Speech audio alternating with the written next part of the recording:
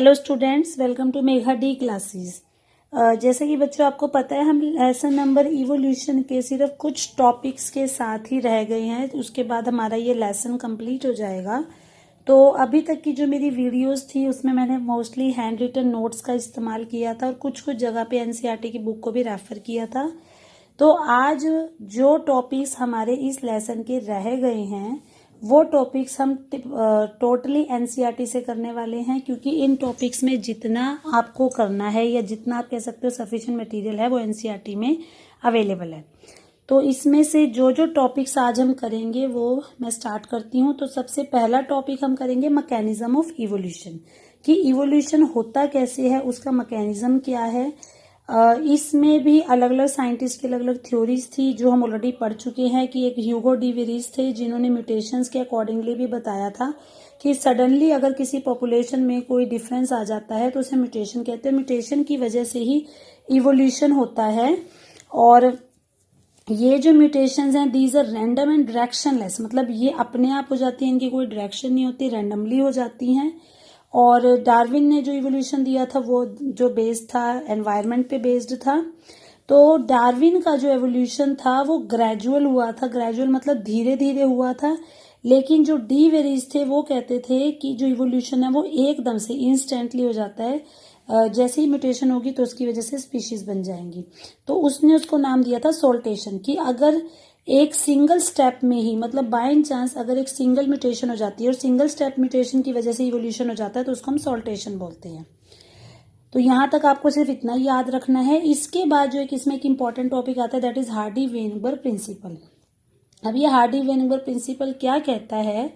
Hardy-Weinberg principal ये कहता है कि किसी भी पॉपुलेशन में हम ये पता लगा सकते हैं कि किसी भी जीन की या किसी भी लोकस की या किसी भी एलील की फ्रीक्वेंसी कितनी है।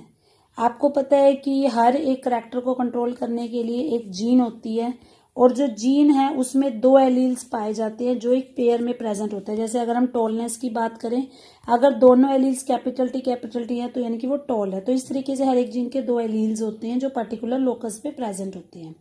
तो किसी भी जीन के एलील्स की कितनी निकलने की फ्रीक्वेंसी है या जीन की कितनी फ्रीक्वेंसी है वो हम फाइंड आउट कर सकते हैं। और हम ये मान के चलते हैं कि ये जो फ्रीक्वेंसी है ये लगभग फिक्स रहती है, सेम रहती है, मतलब जितनी मर्जी पीढ़ियां निकलती रहे लेकिन इस फ्रीक्वेंसी पे कोई फर्क नहीं आता। तो हार्डी-वेनबर्ग प्रिंसिपल जो है उसने इसी बात को इक्वेशंस के माध्यम से समझाया था कि किसी भी पॉपुलेशन के अंदर जीन या जीन के एलील्स की जो फ्रीक्वेंसी है वो कांस्टेंट रहती है।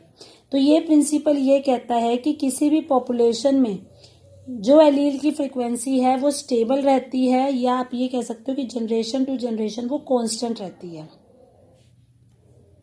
तो जो जीन पूल है यानी कि किसी भी पॉपुलेशन की अगर आप टोटल जीन्स या एलील्स का टोटल निकालो तो वो हमेशा कांस्टेंट रहेगा। मतलब किसी भी पॉपुलेशन में जो जीन्स की फ्रीक्वेंसी है या जीन्स की जो संख्या है वो कांस्टेंट रहती है। इसको हम जेनेटिक इक्विलिब्रियम भी कहते हैं। और अगर आप सारी फ्रीक्वेंसीज का टोटल कर दो तो वो हमेशा 1 आएगा। तो यहाँ पर क्या है कि जितनी भी इंडिविजुअल फ्रीक्वेंसीज हैं हमने उनको कुछ सिंबल्स दे दिए। मान लो एक फ्रीक्वेंसी को हमने पी मान लिया, एक फ्रीक्वेंसी को हमने क्यू मान लिया। तो अगर आपका इंडिविजुअल डिप्लॉयड है, डिप्लॉयड होता है जिसमें 2 सेट ऑफ क्रोमोसोम्स होते हैं, और वहां पे मान लो 2 एलील्स हैं, एक एलील है कैपिटल ए और एक एलील है स्मॉल ए। तो डिप्लॉयड ऑर्गेनिज्म में अगर हम ये मान लें कि ए वाले एलील के होने की फ्रीक्वेंसी स्मॉल पी है और स्मॉल ए एलील के होने की फ्रीक्वेंसी स्मॉल क्यू है, तो अगर मान लो उस पॉपुलेशन के जो कैपिटल ए वाले इंडिविजुअल्स हैं अगर आप उनकी फ्रीक्वेंसी निकालो तो वो p² आएगी, क्योंकि हमने ए की फ्रीक्वेंसी p मानी थी। तो जब a डबल हो जाएगा तो p भी तो डबल हो जाएगा, तो वो बन जाएगा p²। इसी तरीके से अगर हम ये माने कि दोनों ही एलील्स हमारे स्मॉल a हैं तो जो फ्रीक्वेंसी है वो क्यू² आ जाएगी। और अगर मान लो हमारा एक एलील कैपिटल है और एक एलील हमारा स्मॉल है तो वहां जो फ्रीक्वेंसी है वो 2pq आ जाती है। तो यहाँ पे जो हमारे पास एक्सप्रेशन बन जाता है वो है p² + 2pq + q² = 1, यानी कि p + q² का ये बाइनोमियल एक्सपेंशन बन जाता है, जो आपने छोटी क्लासेस में भी एक फॉर्मूला पढ़ा होगा a + b का होल स्क्वायर। तो वही सेम फॉर्मूला आप ये कह सकते हो कि यहाँ पर भी एप्लीकेबल होता है। यहाँ पर पहला जो सिंबल है वो एक एलील की फ्रीक्वेंसी को बताता है जो दूसरा सिंबल है वो दूसरे एलील की फ्रीक्वेंसी को बताता है।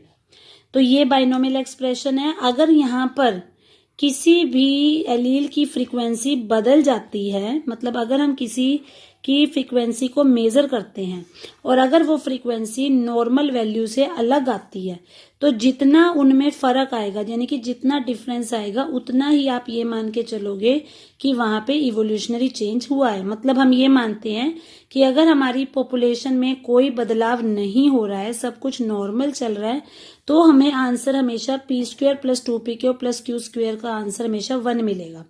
लेकिन अगर वहां पे ये वैल्यू 1 से चेंज होकर 1.52 या कुछ भी आती है, मतलब अगर ये 1 से चेंज होकर कुछ भी पॉइंट्स में आ रही है, तो हम ये मानते हैं कि वहां पर कुछ ना कुछ बदलाव हुआ है, यानी कि कुछ ना कुछ इवोल्यूशन हुआ है।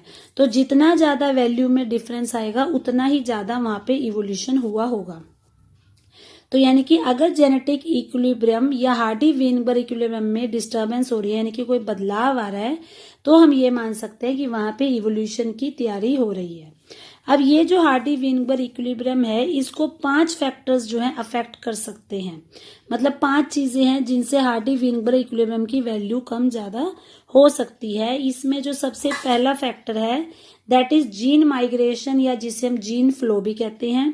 Second factor is genetic drift. Third factor हम यहाँ पे मान सकते हैं म्यूटेशन।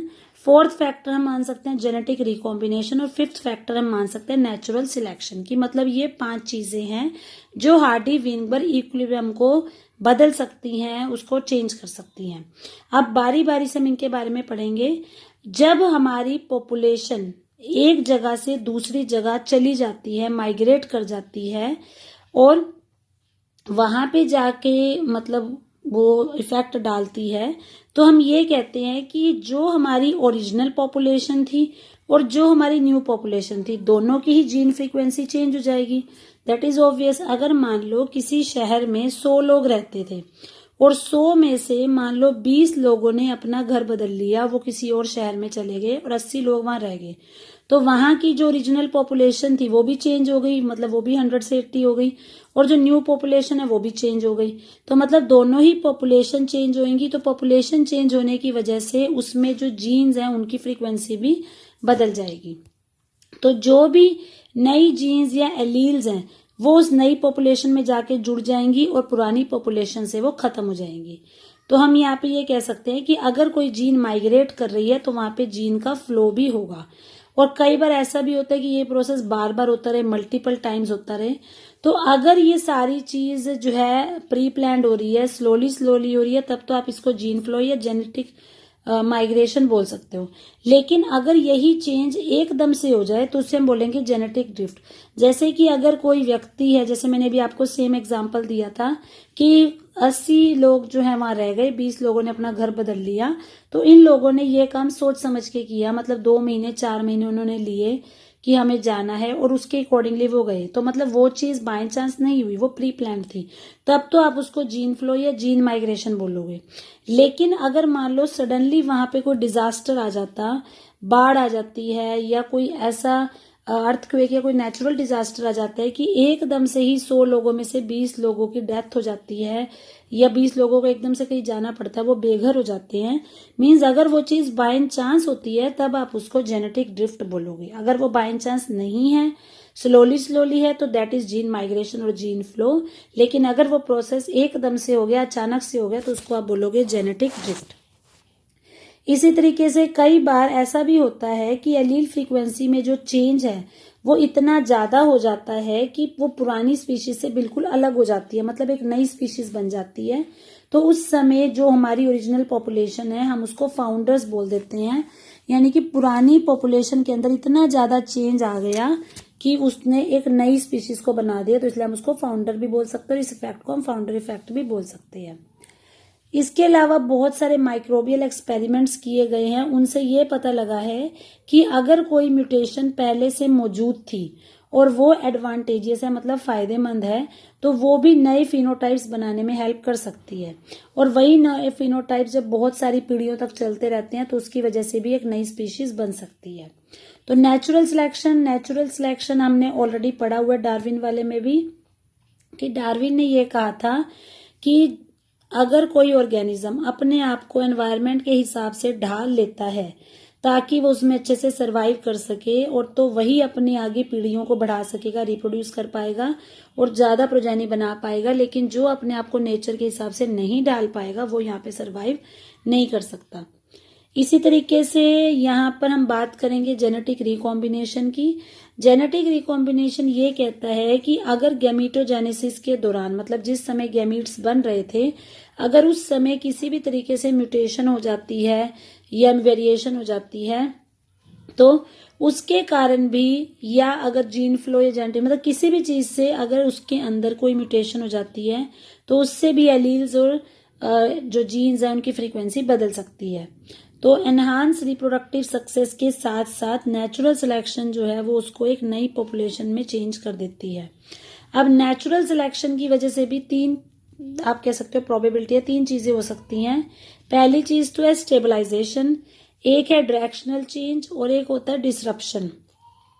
स्टेबलाइजेशन का मतलब होता है जहां पर हम ये मान के चलते हैं कि ज्यादातर जो लोग हैं उनके अंदर जो वैल्यू मिलेगी वो मीन वैल्यू मिलेगी, मतलब नॉर्मल मिलेगी, ना कम मिलेगी ना ज्यादा मिलेगी। डायरेक्शनल चेंज में हम ये मानते हैं कि जो इंडिविजुअल है उनके पास मीन वैल्यू के अलावा कोई और वैल्यू होगी, और डिसरप्शन में हम ये मानते हैं कि जो इंडिविजुअल है वो दोनों वैल्यूज में फ्लक्चुएट कर सकते हैं। तो यहाँ पे जैसे आपको तीन ग्राफ दिखाए हुए हैं, तो इस ग्राफ में इन्होंने यही दिखाया है। इस ग्राफ में लेफ्ट साइड पे वाई एक्सिस की तरफ हमें number of individuals with phenotype, कि मतलब कितने इंडिविजुअल होंगे जो एक पर्टिकुलर फिनोटाइप को शो करेंगे, वो दिखाया हुआ है, और इस तरफ हमें उनकी प्रोबेबिलिटी दिखाई हुई है।